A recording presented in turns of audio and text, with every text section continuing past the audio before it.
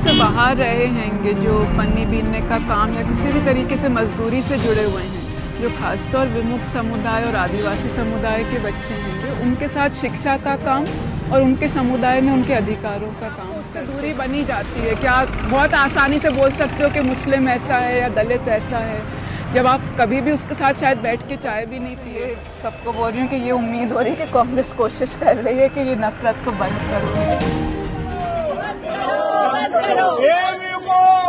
Teaching non teaching staff दो।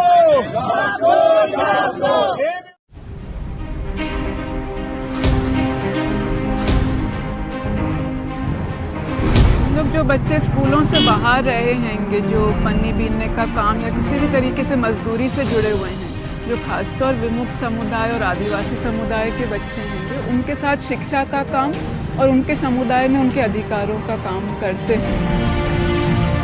Privatisation की भी बात करूँ तो प्राइवेटाइजेशन ऑफ एजुकेशन ऑल्सो, लेकिन जिन कम्युनिटीज़ में हम लोग काम कर रहे हैं, we manage to have some bit of impact.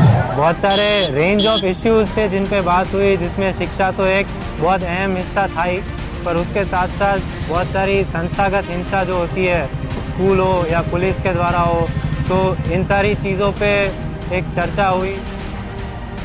एक दूसरे को जानते नहीं हो तो फिर आपको उससे दूरी बनी जाती है। क्या बहुत आसानी से बोल सकते हो कि मुस्लिम ऐसा है या दलित ऐसा है, जब आप कभी भी उसके साथ शायद बैठ के चाय भी नहीं पिए हो। तो वो चीज़ों के ऊपर उनको भी चिंता दिख रही थी।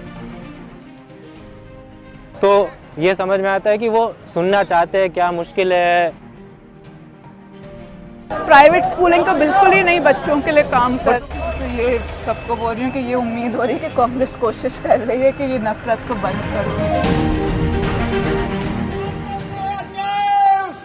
बंद करो, बंद करो, बंद करो।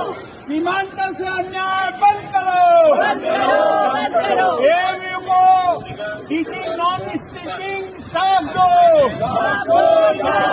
एएमयू का फंड रिलीज करो।